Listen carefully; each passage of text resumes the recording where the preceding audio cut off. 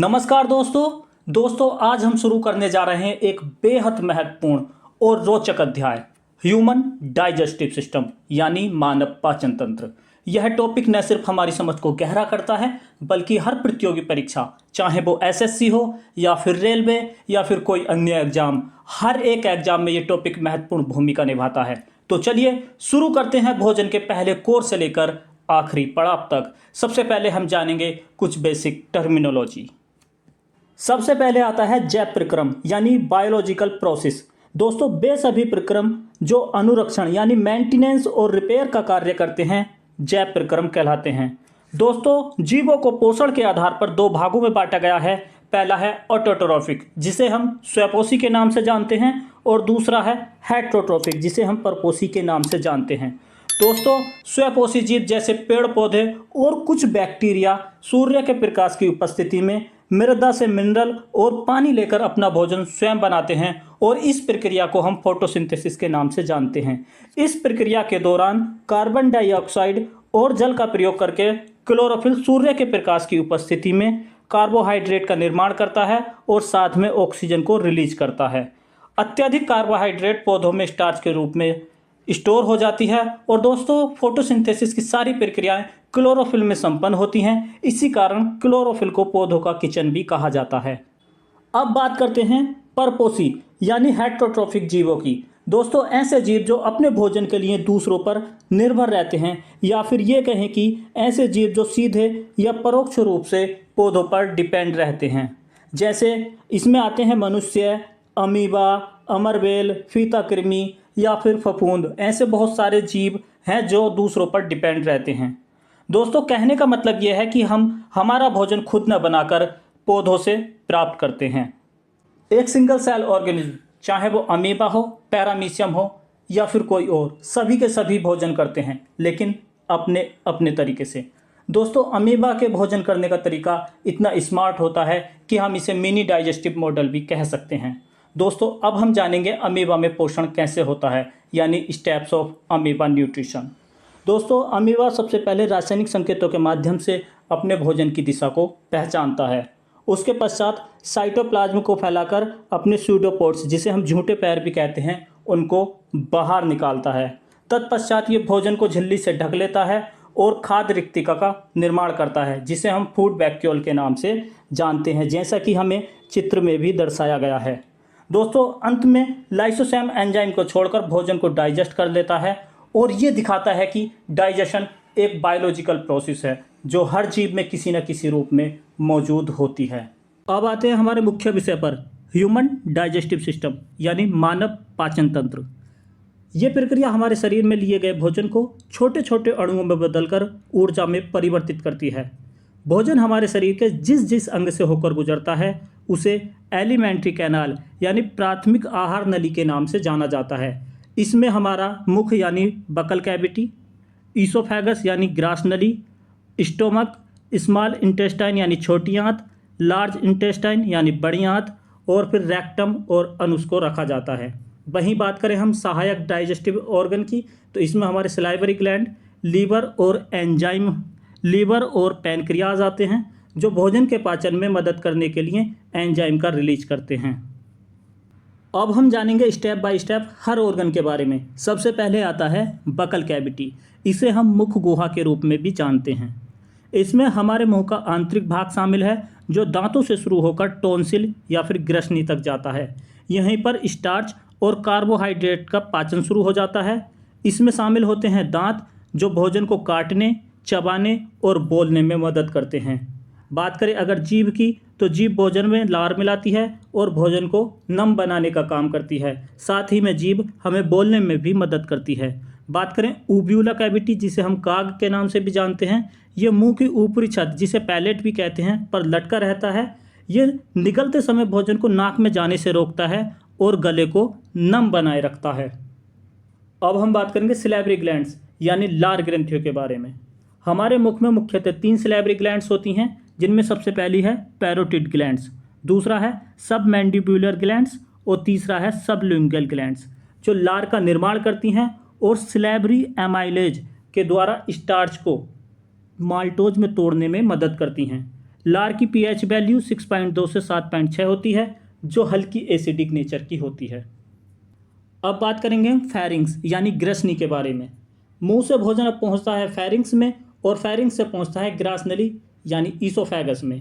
ग्रसनी भोजन और वायु के लिए एक कॉमन पाथ होती है और वायु जहां से जाती है उसे हम लैरिंग्स बोलते हैं। लैरिंग्स सांस लेने और वायु उत्पन्न करने के लिए उत्तरदायी होता है।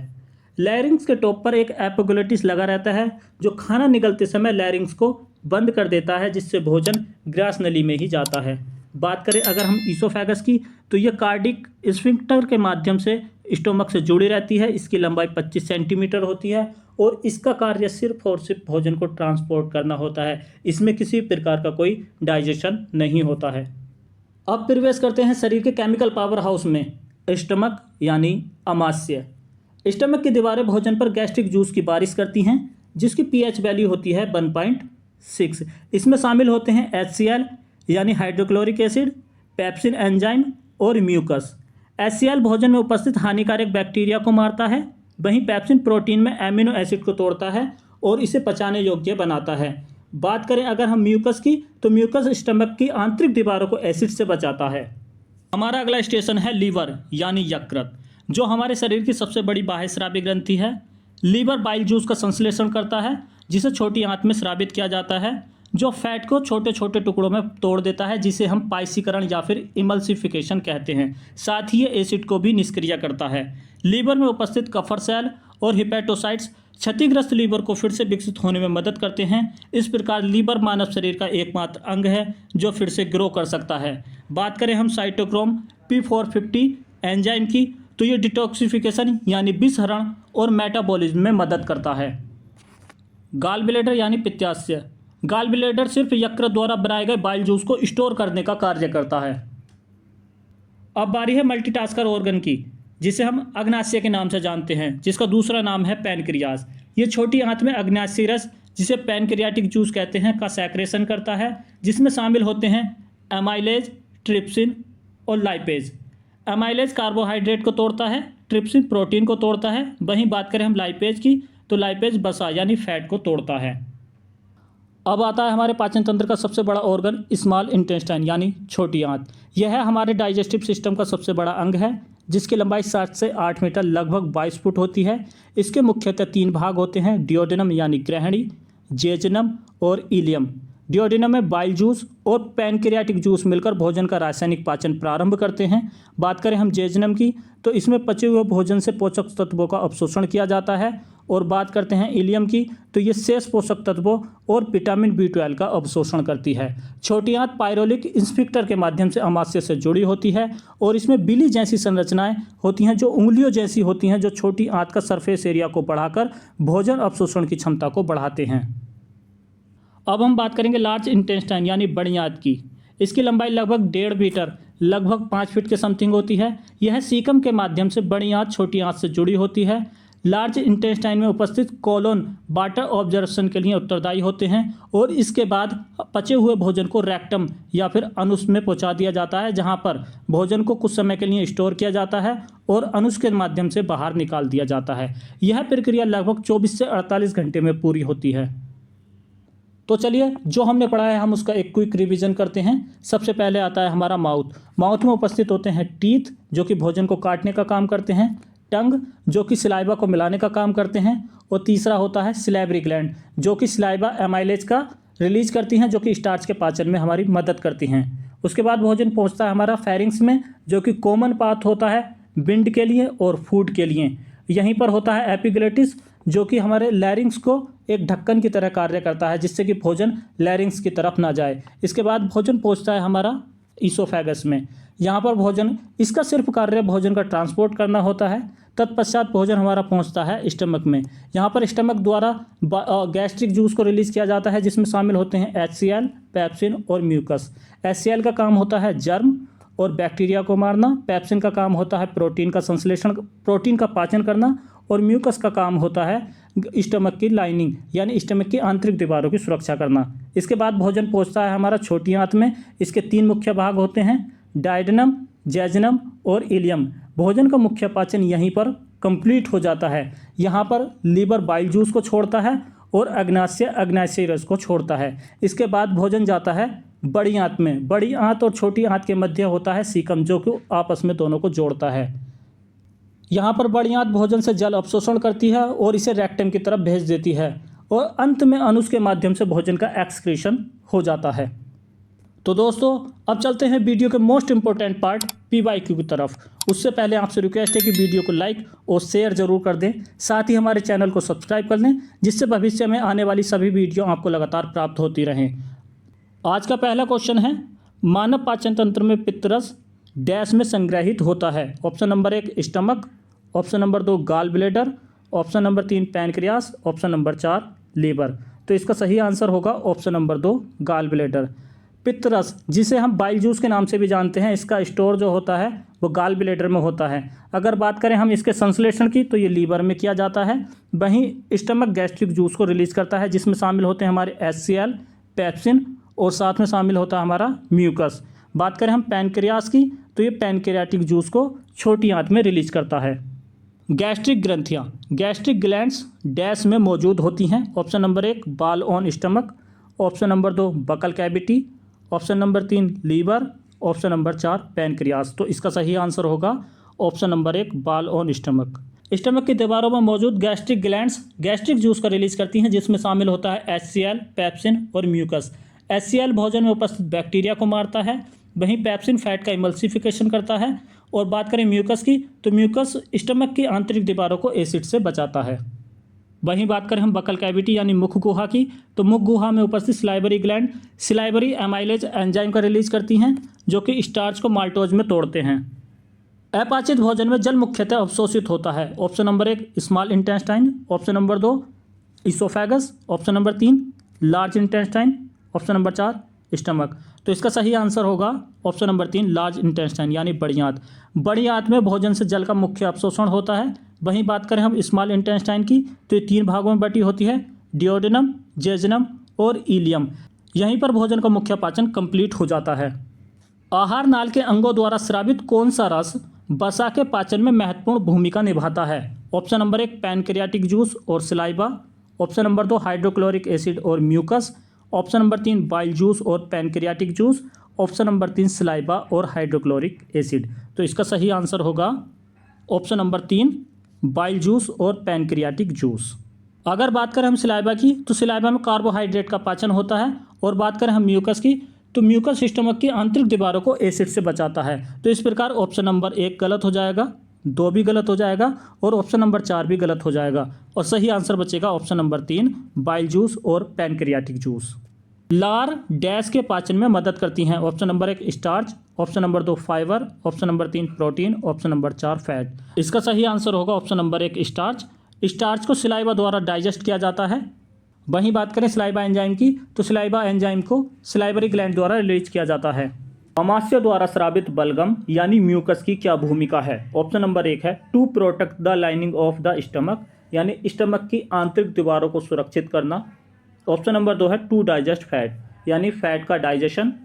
ऑप्शन नंबर 3 है to kill the germs in the food यानी फूड में उपस्थित जम्स को मारना। ऑप्शन नंबर 4 है टू डाइजेस्ट द प्रोटीन यानी प्रोटीन का डाइजेशन। तो इसका सही आंसर होगा option number 1 to protect the lining of the stomach यानी स्टमक अमाशय की आंतरिक दीवारों को सुरक्षित करना। अगर बात करें हम option number 2 digest of fat की तो फैट का डाइजेशन होता है छोटी आंत में। और बात करें अगर हम प्रोटीन की तो प्रोटीन का डाइजेशन स्टमक यानी अमाशय में होता है और साथ के साथ में छोटी आंत में भी होता है। ऑप्शन नंबर 3 है to kill the germs in the food यानी भोजन में जम्स को मारने का काम हाइड्रोक्लोरिक एसिड करता है, जो कि हमारे स्टमक में उपस्थित होता है।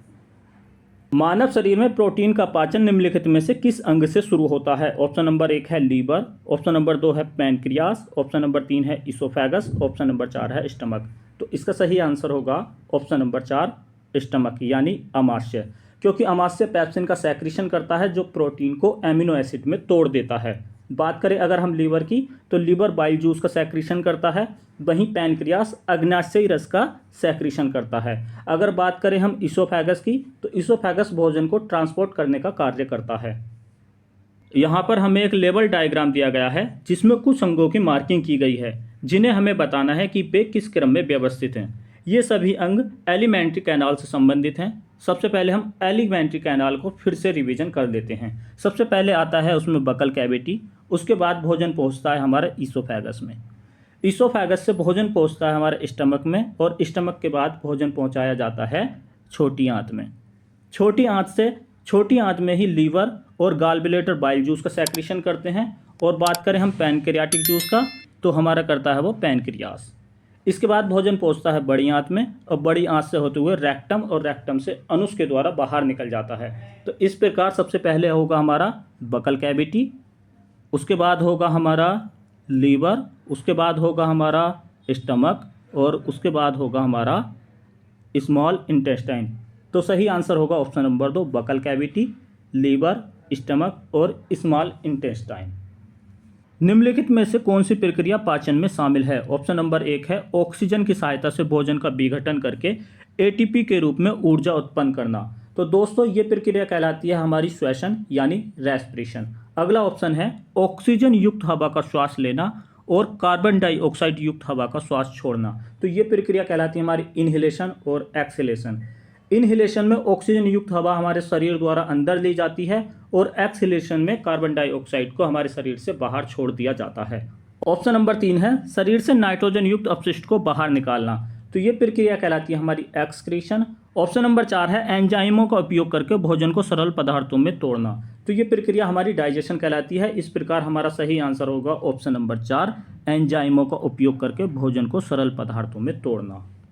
पाचन तंत्र में मुंह से गुदा यानी अनुस तक पीएच मान कैसे बदलता है? ऑप्शन नंबर 1 है पहले एल्कलाइन होता है, फिर एसिडिक होता है, फिर एल्कलाइन हो जाता है।